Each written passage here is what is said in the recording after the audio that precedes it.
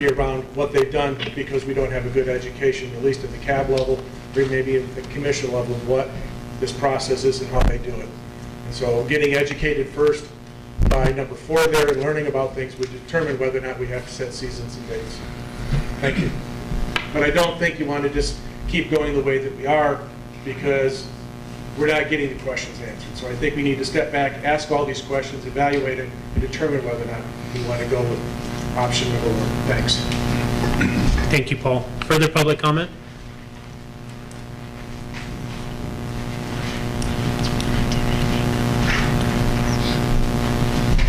For the record, Bob Rittenhouse with the Douglas County Cab. First, I want to thank NDOW for sending Jennifer down to attend our meeting last week and fill in a lot of questions because it generated quite interesting dialogue because a lot of us didn't understand exactly what was at risk. And I think even though our CAB did recommend, with the information we had, a halt on the uncollected reptiles, but hearing some of the information I heard today, we didn't really get to talk to any of these gentlemen that do collect, and I have reservations about passing that on, but there is misunderstanding on this reptile collecting and somehow figuring out that we wouldn't deplete the species in a particular area or over-harvest that would be detrimental to the species. So I'm going to pass on the recommendation. I think I learned a lot today, and we'll bring back to the CAB some recommendations as far as contacting some of these people and seeing it down to what is the real need to preserve all these species for us, because it is a natural resource that is indigenous only to this area, and we do have to protect it. Thank you. Thank you, sir. Further public comment? Come on up, Gil. For the record, Gil Yannick Carson, I agree with what Paul and Bob said. Listening to 3 generations of collectors, it's an amazing amount of data that these people have amassed. And we need to tap into that, because I don't think anybody on our cab knows much about reptile collecting at all. At one of the last meetings in Las Vegas, you know, we were taken out on a field trip and we were shown a bunch of things, and that was eye-opening in itself. I mean, handling snakes and stuff like that, you guys can have that. But really, I think there's a wealth of information, just like Bob and Paul have said, that's there for the asking. And I think we need to invite them to the party so that we can take advantage of that information and see what's really happening and who's collecting what, during what times, and what are their issues. And I mean, I'm sure they see people who don't have licenses out there, or people who have set traps that are not licensed to collect. Because, you know, we heard stories when we were down there about people selling exotic reptiles and shipping them in boxes overseas to Japan and Europe and all over. I mean, you know, it's like selling drugs or something, maybe. We don't know what's in that package. So, I want to thank you guys for taking the time to come to the meeting and enlightening the rest of us who know very, very little about your occupation. And we want to learn about it. We want to work with you and learn more about it. Thank you very much. Thank you, Gil. Further public comment? Can I make 2 more quick comments? We've already taken. Really quick? let's hold off and see if the commission has any questions for you. Come on up, Patrick. Sir? I'd like to point out that I don't believe it's a coincidence that the majority of electors are in Southern Nevada and the meeting was held here. And I'd like to bring to your attention that none of us were noticed of this agenda item being on this meeting.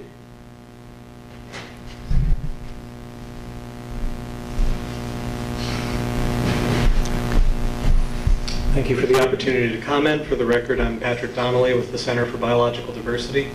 I would just like to make 2 points. First, the unrestricted collection, commercial collection of reptiles is kind of an archaic wildlife policy that is being dealt with across the country right now. In particular, across the South, they've been dealing with commercial collection of turtles and have recently, in several southern states, either restricted or ended altogether the commercial collection of turtles. I only bring that up because this isn't a issue that is unique to Nevada. It is something that commissions across the country are dealing with, and in general they are moving toward restriction or banning of commercial collection of reptiles. So that's my first point. And the second point would be that I think there would be a temptation to recommend, as the Clark County CAB did, to limitations based on species, season, etc. That may not have a biological basis. Reptiles are not elk or deer. They have torpor seasons, they have active seasons, and that may not be the best way to ensure a sustainable program. I think it sounds like there's a seemingly universal recognition that there's not enough data here, and so some sort of moratorium while that data is obtained could be a way for you all to ensure that there isn't sustained damage to the resource while respecting the fact that this is an ongoing activity that the best possible data should be used to evaluate. Thank you. Thank you, sir. Oops.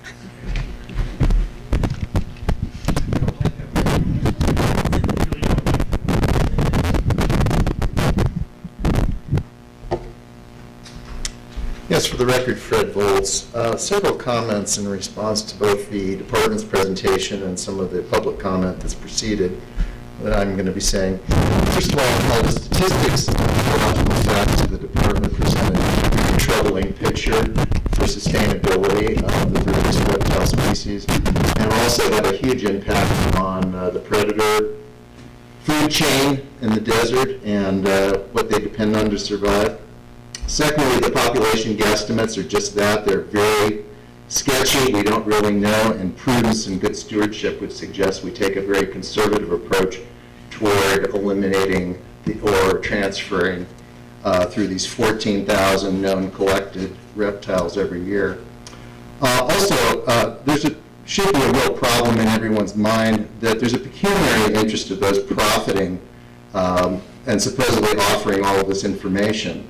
They certainly had the opportunity to present this multiple times. For whatever reasons, they did not do so, or the information wasn't statistically sound. And I would really question somebody who's making a profit and paying a $250 fee and collecting 7,500 reptiles from the public trust and public property every year. And strangely enough, trapping is very much the same thing. It's a commercial activity, and it's something that the commission needs to deal with in the same way that it would hopefully be dealing with this issue of the reptiles. So from my perspective, based on all of the above, you should be directing the department to draft a permanent regulation prohibiting commercial reptile collecting altogether in the state. Thank you. Thank you, Mr. Bowles. Further public comment? Seeing none, I'll bring it back. Come on up, Dr. Mouldy.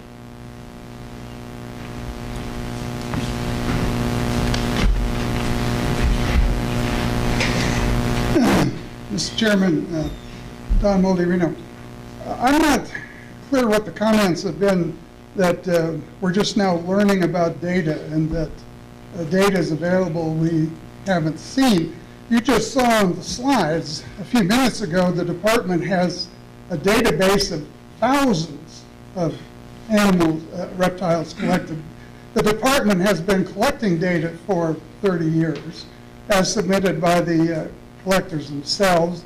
The department now has data to look at that it apparently decides is sufficient in terms of size and volume and sample size to begin to make some decisions about whether this is a smart practice to continue or not. So I don't think that we're suddenly on the verge of finding data that we didn't have. We already have data by the thousands, and you just looked at it on the slides. I would also remind you that to the extent that the North American model of wildlife conservation has any merit to it, one of the prohibitions is commercialization of wildlife. Clearly, that's one of the 7 sisters.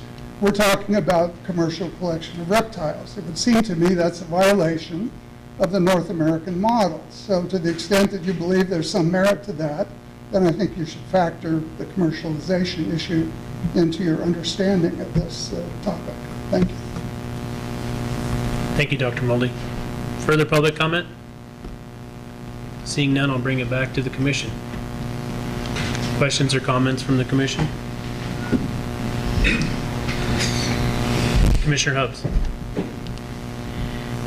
Yes, as I mentioned earlier when we started the commission meeting today, I did receive multiple emails from individuals who were concerned about our reptile populations in Nevada, and due to some of the restrictions for travel and our inability at this point in time to video conference with some folks, I would like to read off the names of the individuals who have requested that the state take notice as members of the public that they would like their reptiles protected.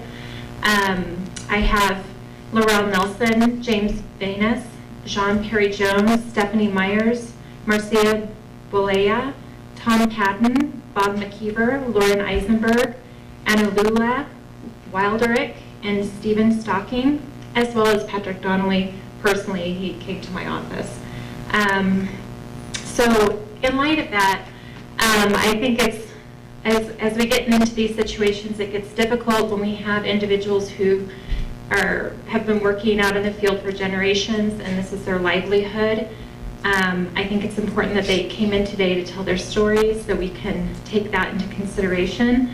But at the same time, looking at the data and me personally trusting our state biologist when they're saying that there is a red flag going on here or they're concerned, I think we have a duty to listen to them, and if they can show us graphically what's going on, we are here to protect our reptilian wildlife. They're stating that there's some concerns that they're seeing, and I think it's important that we give them credence when they come to us with that type of information. Thank you. Thank you, Commissioner Hubbs. Commissioner McNinch. Thank you, Mr. Chairman. I too appreciate the fact that you guys have come and made your comments today. It's being up here. I want you to know that I recognize the impact that any of our decisions could have on you guys, and I don't take it lightly.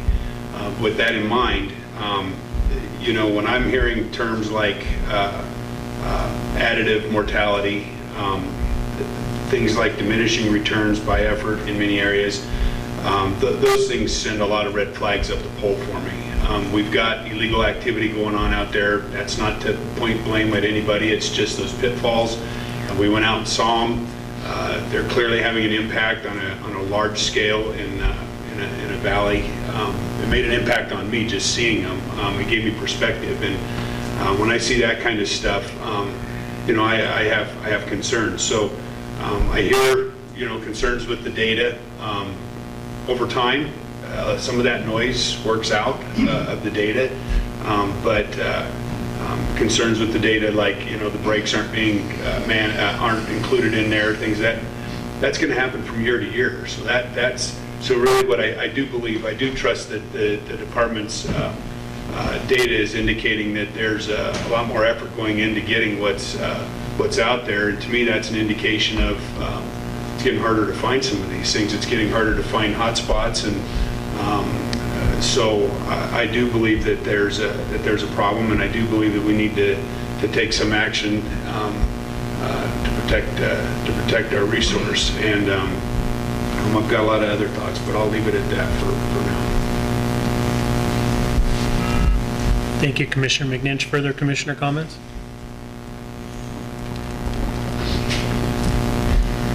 Commissioner Valentine or Almberg?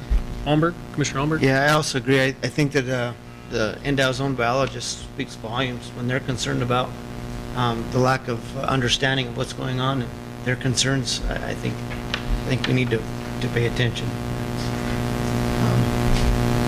That's my. Thank you, Commissioner Almberg. Commissioner Valentine? Yeah, I've spent quite a bit of my years in the desert, and as a young child, I chased a lot of lizards and caught a lot of lizards. I look at these reports, which are very enlightening to me.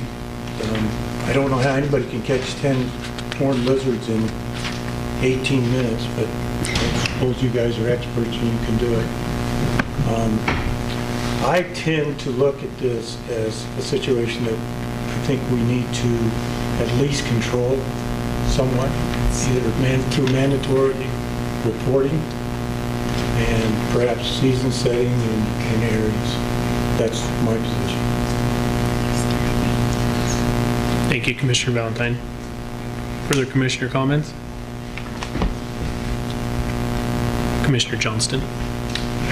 I guess I received a package today which had some of the collection data in it, and I was going through, and in a 2-hour period, 40 reptiles were caught. That's one every 3 minutes. I found that astounding.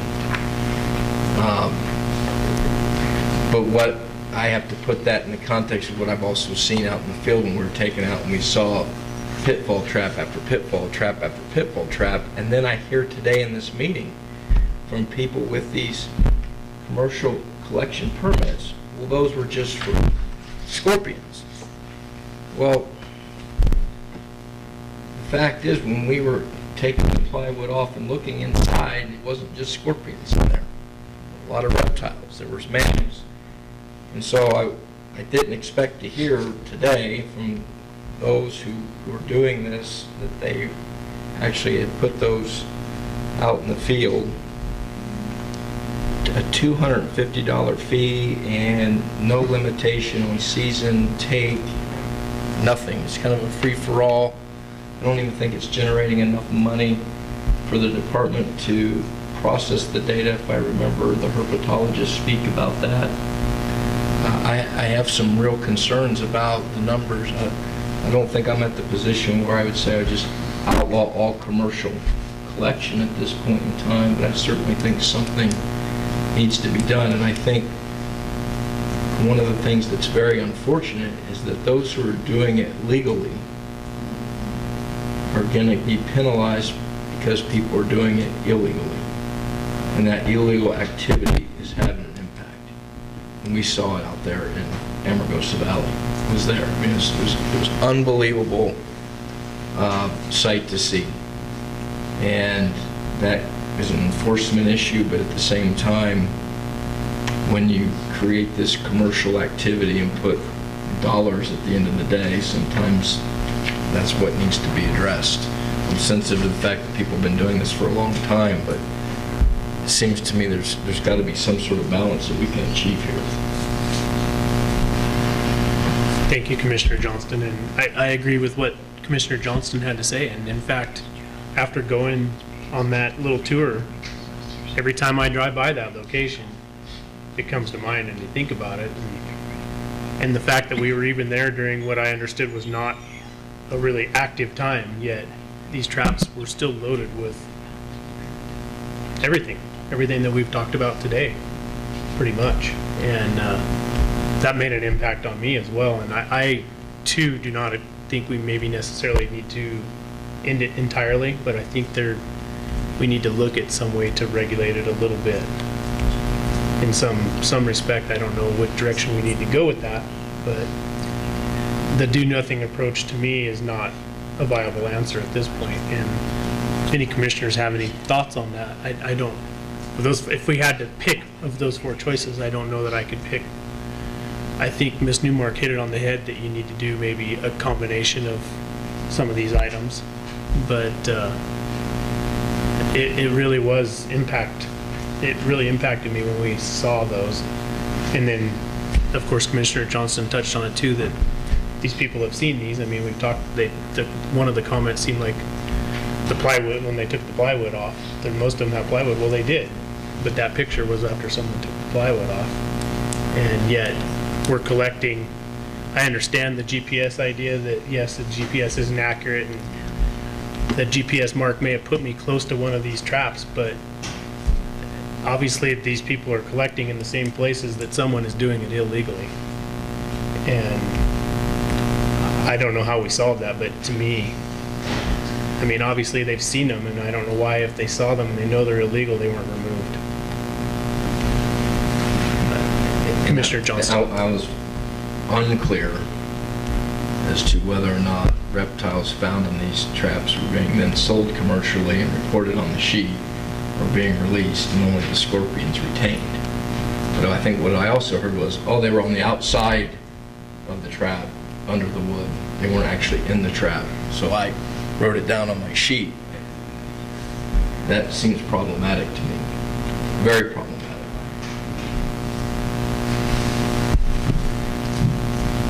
Further commissioner comments? Commissioner Young. Thank you, Mr. Chairman. Sorry I was a little bit late today. It was some business there in Wabuska that I couldn't get away from. But, you know, I lived down in southern Nevada most of my life, coming from northern Nevada. And like you guys, I think there's got to be a meeting somewhere in the middle. And what, you know, concerns me is that, you know, we have very few licensed folks doing this, and it's a generational thing and a family thing. And I really like that kind of thing in this state. I'm, you know, like all you multi-generation of that, and like to keep the family business going. So maybe it's going to have to be some give and take on both sides, and you guys are going to have to, I think, come to the realization this is going to be a pretty darn big populous state, and things are changing rapidly. I've seen it drastically down there in Clark County, but perhaps grandfathering the current folks that are doing it, we've got the grandfather, the son, and the grandson. I don't know that I'd want to put somebody like that out of business. Suddenly, that's the way they make their living. Maybe no more beyond that, but maybe they can come to the table with some ideas and work with our biologists, because I too have learned to really trust our biologists. They have good information, and I'm sure you guys do too, but rather than just ban it, I don't think that's the answer either. And with you guys, I think we got to work on this a little bit more, figure out a way to sustain something for those that have been doing it and are making a living at it. It's awful hard to shift gears right here in the middle of life sometimes to find a new business. And to simply pull the carpet out from somebody, I don't think that's our role either. It's been going on this way for quite a number of years, and all of us chase lizards around at one time or another. We probably all deserve a ticket or two, so thanks. Thank you, Commissioner Young. Commissioner Barnes. I guess the comments I have to make aren't going to be different than any other commissioners. I just want to say that it was really eye-opening for me as well to see the amount of pitfall traps, and I mean, just the sheer quantity of them that were out there was really eye-opening to me. And of course, I've never been raised in the north, never really thought much about it. But I think I can't really support any one of these just discontinuing the whole thing completely. I do think that there needs to be some kind of regulation on it, so that if somebody is doing it illegally, there can be some ramifications for that, so that if it can be done legally, just do it that way, and maybe we do put some kind of regulation on it as far as timing or whatever, just to regulate a little bit. But like I said, I'm not saying anything different than what we've already heard. Thank you, Commissioner Barnes. Commissioner East. Thank you. Can maybe Mr. Stockton, could you tell us who sets the permit fee?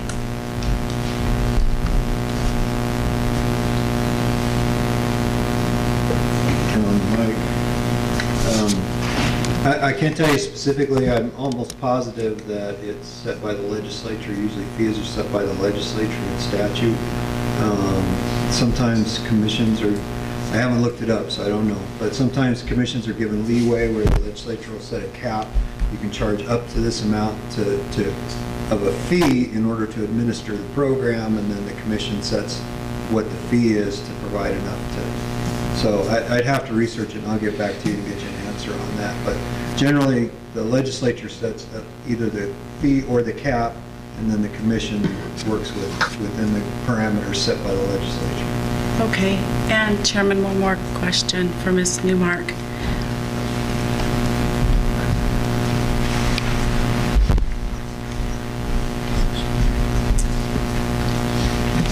Thanks. Can you tell us how many permit holders we have? If I missed that, I apologize. For the record, this is Jennifer Newmark, I'm Wildlife Diversity Administrator. I believe there are 7 or 8 this year. Okay, thank you. No further questions at this time. Thank you, Commissioner East.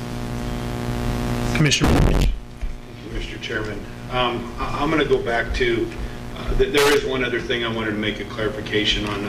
I think there was some concern that this is something that's being pursued by the Department of Wildlife, and I want to make it real clear that this commission has asked for this to come forward today. It was a request of the commission based on one of our field trips where we're made aware of some situations, and the commission is the one that's asking for this. So I appreciate the department coming forward and providing information on this particular issue and helping us get up to speed on it further. I'm going to go back to 2 primary concepts that I'm really going to struggle getting over today, and that's the term additive. We talk about compensatory when it comes to sage grouse. We talk about compensatory loss a lot with regards to managing our wildlife populations. And the term that I'm hearing today is additive. That means that every day that this is occurring is problematic. We're diminishing a population.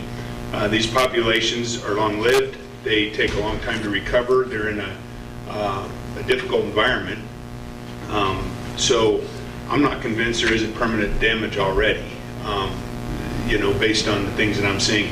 When I see a map that shows the effort, and I do believe that a lot of the things that you might be concerned about, over time, one of the